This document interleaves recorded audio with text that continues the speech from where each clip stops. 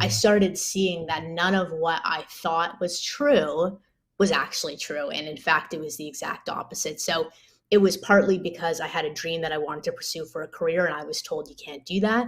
And Hmm. part of which was just thinking, oh, these people have nothing to do with their time. They don't have anything to look forward to. They're lazy people. Obviously, all incorrect, but Hmm. that's originally what I thought. So that's why I thought, oh, I'm better. I'm in school. I do really well. All Yeah, that sort of yeah, stuff. yeah. Um, did you know about Reed's substance use before she passed? Yeah, you know what? I did.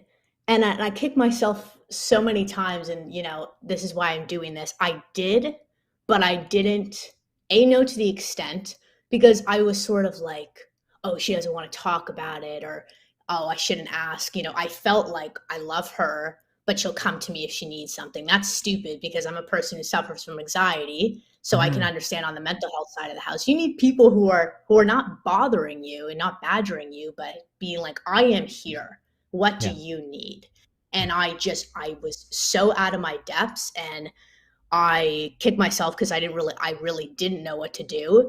And then the only times that, we sort of ever talked about, she's like, oh, I'm going to rehab. And I thought, oh, she's going to rehab. Like, it's cured, right? Like, Yeah, you yeah. have As soon as cancer, she, you do chemo.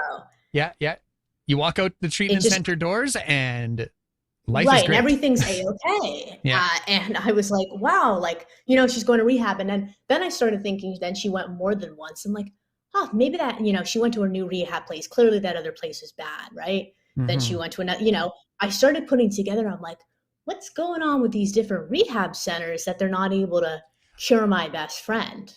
I want to talk about that.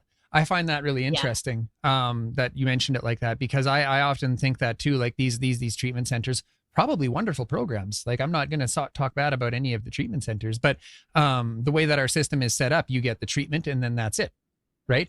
And then And when it that's doesn't just work, and then when it doesn't work, the masses are like, well, there's no cure for there's no right. helping these And people. that's just Exactly, and that's just not real life. And Yeah. one of the things that the Albertus Project has done, and it's been a huge passion of mine, was I was like, the prevalence of people who go to rehab and die from an overdose within 2 weeks is enormously high. I'm like, there's something wrong here. We need to figure out what the issue is. And clearly, while, as you said, some rehab centers and work for some people, they certainly don't work for all. And there needs to be a continuum of care.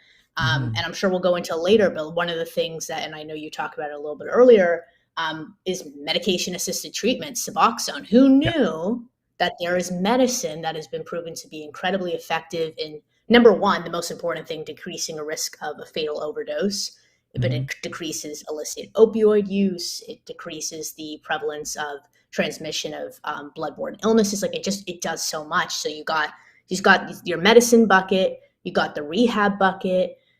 You also have a lot of people, surprisingly, can manage their addiction without any of that.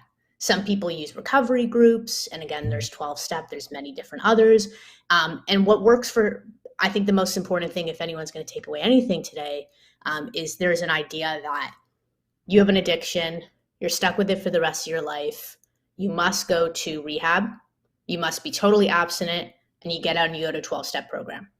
Mm-hmm. That's the traditional model. While it works for some, and I'm so happy it doesn't work for actually the majority of people, says the data. So Yeah. the most important thing is what works for one person isn't going to work for another. And that's totally fine. There is a continuum of care. Yeah. And we, as the friends and family, and frankly, the public and society, need to recognize that there's no right way of doing things. And Mm-hmm. whatever works for that individual, that person needs to feel empowered. It's been proven that if someone chooses their own treatment, they're much more likely to continue it and stay in it.